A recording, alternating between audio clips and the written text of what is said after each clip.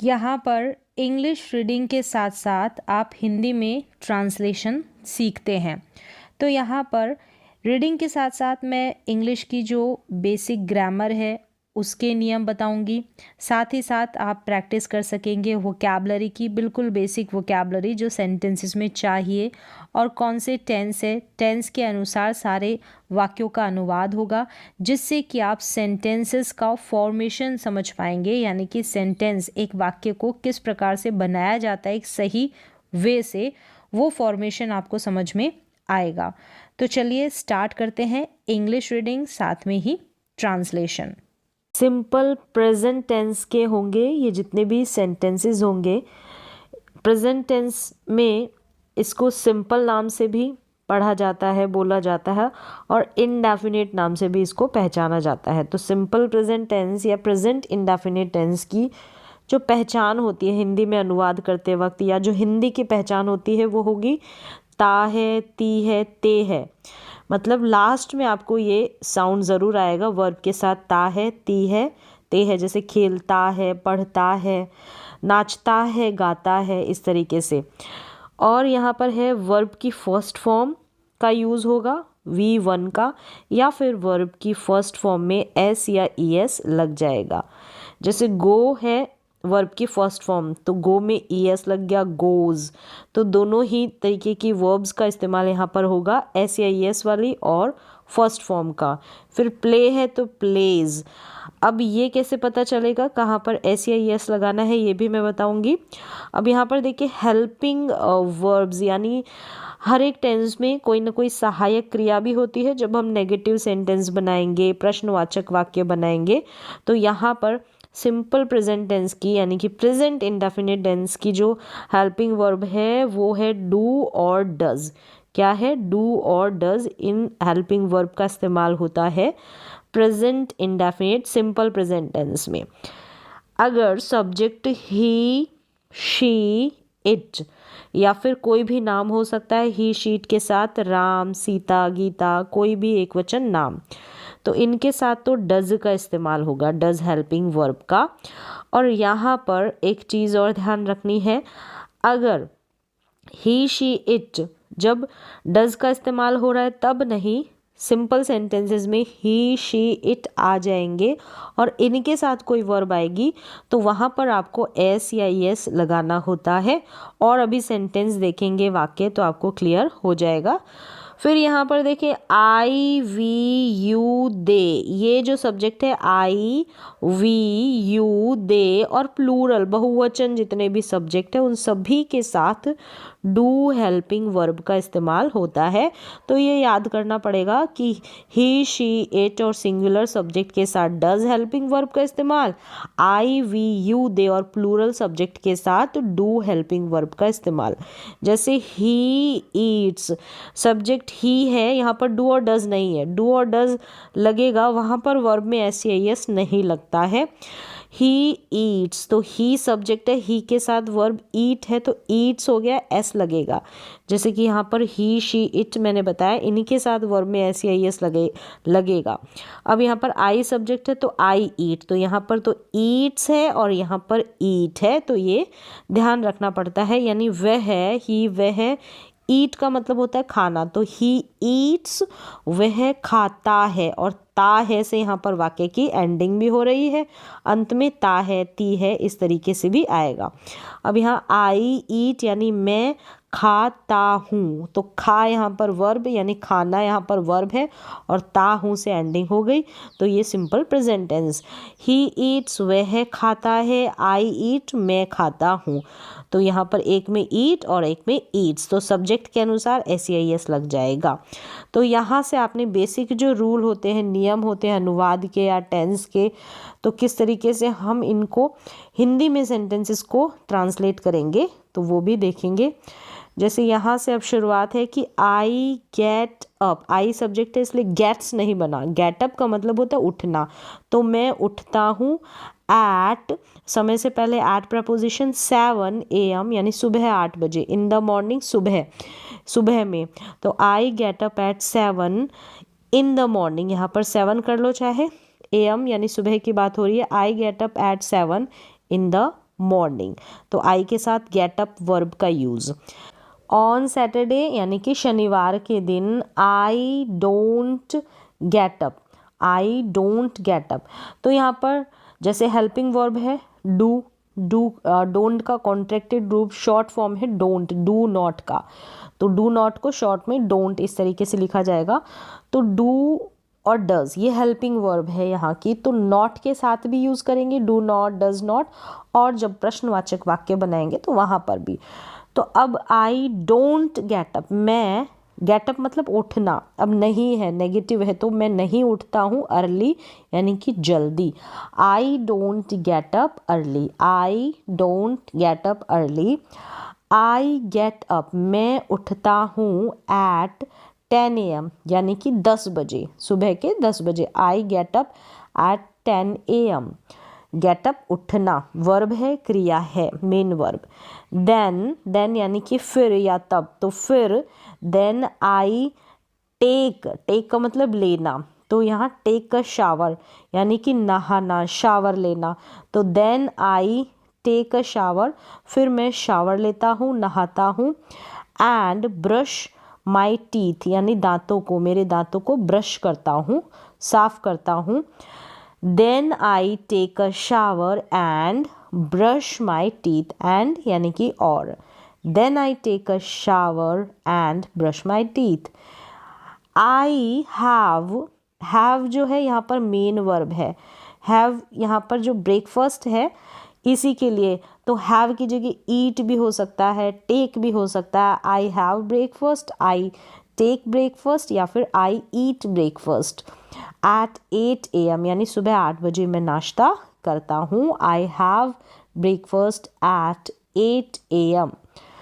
फिर है I always, always का मतलब हमेशा, तो आई ऑलवेज हैव, या हैव यहाँ पर मेन वर्ब है, तो मैं हमेशा हैव अ सैंडविच, तो हैव मतलब ईट की जगह इसका इस्तेमाल हुआ है, ईट भी बोल सकते हैं आप।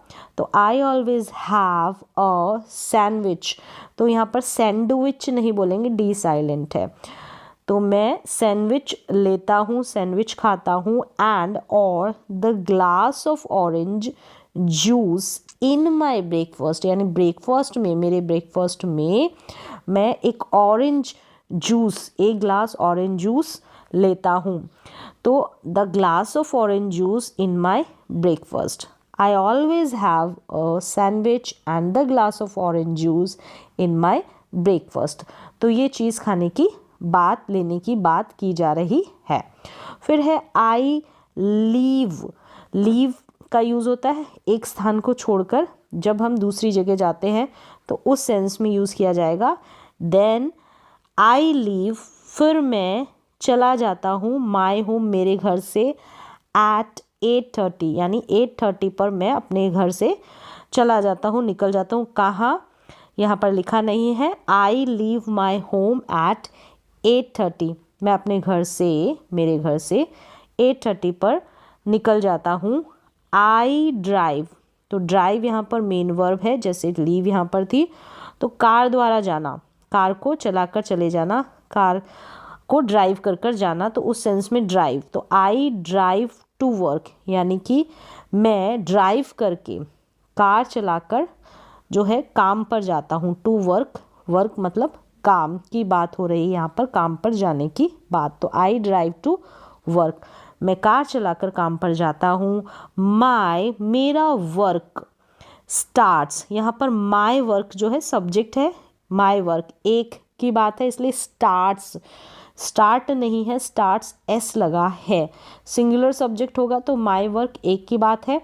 स्टार्ट्स यानी कि शुरू होता है, प्रारंभ होता है। एट 9 AM 9 बजे शुरू होता है मेरा जो काम है, तो my work starts at 9 AM। I like, मुझे पसंद है, लाइक का मतलब पसंद होना, और नहीं पसंद है तो आई डोंट लाइक। तो आई लाइक माई वर्क, मुझे मेरा काम पसंद है, I like my work. In the afternoon यानी कि दोपहर में, in the afternoon. I have lunch, have eat की जैसे इसका यूज़ हुआ है, ईट बोले या हैव बोले या टेक बोले। आई हैव लंच, मैं लंच लेता हूँ या ईट करता हूँ इन माई ऑफिस, मेरी ऑफिस में, इन यानी मेरी ऑफिस में, विद माई कलीग्स, मेरे कलीग्स के साथ, विद यानी के साथ, कलीग्स का मतलब सहकर्मी, साथ में काम करने वाले। तो आई have lunch in my office with my colleagues. I leave चले जाना, माई ऑफिस एट यानी कि लीव छोड़ देना एक स्थान को, तो मेरे ऑफिस को मैं छोड़ देता हूँ, मतलब चला जाता हूँ। आई लीव माई ऑफिस, मैं ऑफिस से चला जाता हूँ। एट 6 यहाँ पर इन द इवनिंग है, शाम के वक्त, तो PM आ जाएगा। 6 PM इन द मॉर्निंग, या फिर 6 बोल दें आप। I leave my office at 6 in the evening, यानी शाम को मैं ऑफिस से 6 बजे चला जाता हूँ। आई कम, लीव यहाँ पर वर्ब की फर्स्ट फॉर्म। आई कम, मैं आता हूँ होम, घर, एट 6:30, यानी 6:30 पर मैं घर आता हूँ। आई कम होम एट 6:30। देन फिर आई कुक डिनर, कुक का मतलब भोजन पकाना, तो मैं भोजन पकाता हूँ, डिनर पकाता हूँ फॉर माई सेल्फ, यानी खुद से, for myself. Then I cook dinner for myself, मेरे खुद के लिए मैं डिनर पकाता हूँ। आई ऑलवेज, मैं हमेशा, ईट यानी खाता हूँ, यहाँ पर ईट वर्ब की फर्स्ट फॉर्म, वेजिटेबल्स सब्जियाँ and rice in my dinner, dinner में मैं हमेशा वेजिटेबल्स और राइस ईट करता हूँ, खाता हूँ। आफ्टर यानी के बाद, आफ्टर के बाद जो भी वर्ब आएगी उसमें ING लगेगा, आफ्टर के बाद जो भी क्रिया आएगी। तो हैव और ईट नहीं आएगा, हैविंग आ जाएगा या फिर ईटिंग आ जाएगा, यानी खाने के लिए हम हैविंग या ईटिंग का यूज़ करते हैं। तो आफ्टर हैविंग डिनर यानी डिनर करने के बाद, आई वॉच, मैं वॉच देखता हूँ, वॉच का मतलब देखना, आई के साथ वॉच है इसलिए वॉचेस नहीं आया। आई वॉच इंग्लिश स्टोरीज़, मैं इंग्लिश स्टोरीज़ कहानियाँ देखता हूँ ऑन टीवी पर। I watch English stories on TV. Then फिर आई एक्सरसाइज, आई मैं करता हूँ, क्या करता हूँ, व्यायाम करता हूँ। एक्सरसाइज करना, व्यायाम करना, तो आई एक्सरसाइज अबाउट का मतलब के बारे में भी होता है, लेकिन यहाँ पर लगभग हाफ एन आवर है, यानी कि आधे घंटे, लगभग अबाउट हाफ एन आवर, तो अबाउट का मतलब लगभग, मैं लगभग आधे घंटे एक्सरसाइज करता हूँ। फिर है I go to bed at 10 PM, यानी 10 बजे मैं सोने चला जाता हूँ। गो टू बेड सोने की बात की जा रही है। आई के बाद गो है, गो वर्ब की फर्स्ट फॉर्म है, तो आई के साथ देख रहे हैं जितनी भी वर्ब्स आ रही है, चाहे कम हो गया, चाहे कुक या फिर लीव हो गया, वॉच हो गया, गो हो गया, सभी के साथ SEIS नहीं आ रहा है। आई वर्ब, आई सब्जेक्ट है इसलिए, अगर ही और शी होता तो कम्स हो जाता, कुक्स हो जाता, वॉचेस हो जाता, गोज हो जाता, इन वर्ब में SEIS लग जाता। यहाँ पर सिंपल प्रेजेंट टेंस की ही बात हो रही है। कुछ और सेंटेंसेस यहाँ पर देखेंगे।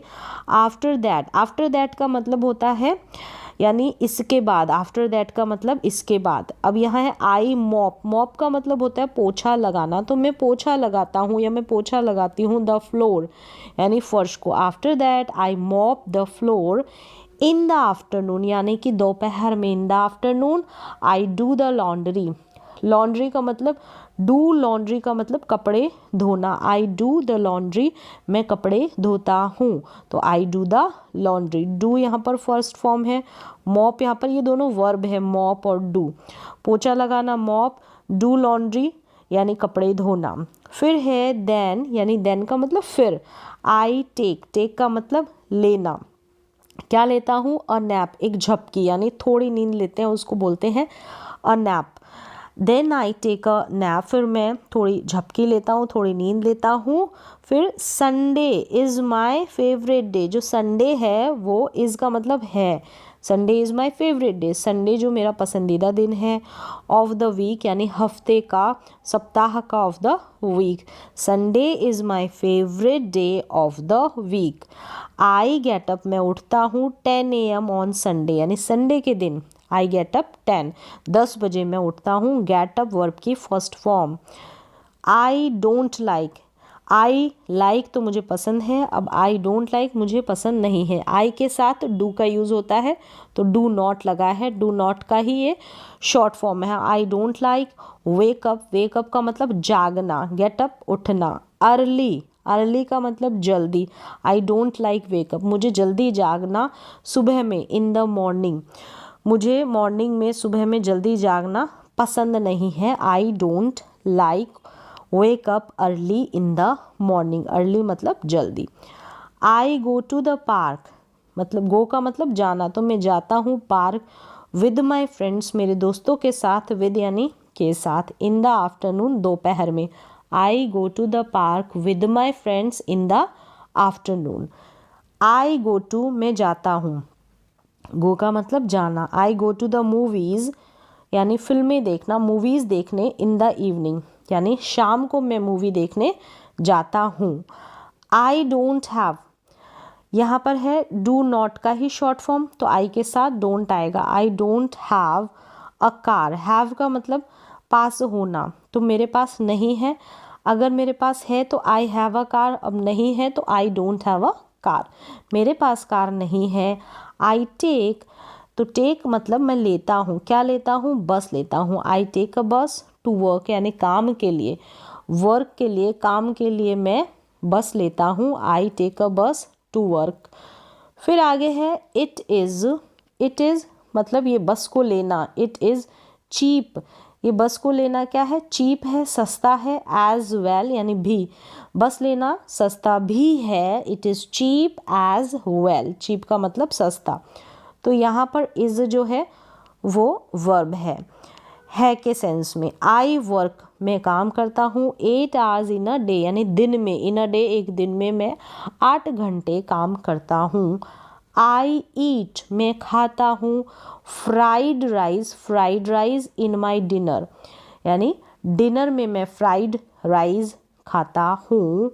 फिर है do you like summers, do यहाँ पर प्रश्न किया जा रहा है, डू से शुरुआत है। यहाँ पर प्रेजेंट जो सिंपल प्रेजेंट टेंस है उसी का ही ये सेंटेंस है, तो डू और डज से शुरू हो जाएगा। यू सब्जेक्ट है इसलिए डू लगा है, तो डू यू लाइक, लाइक मतलब पसंद होना। डू यू लाइक समर्स, क्या तुम्हें समर्स, यहाँ पर अनुवाद करेंगे तो क्या से करेंगे, क्या तुम्हें गर्मियाँ पसंद है।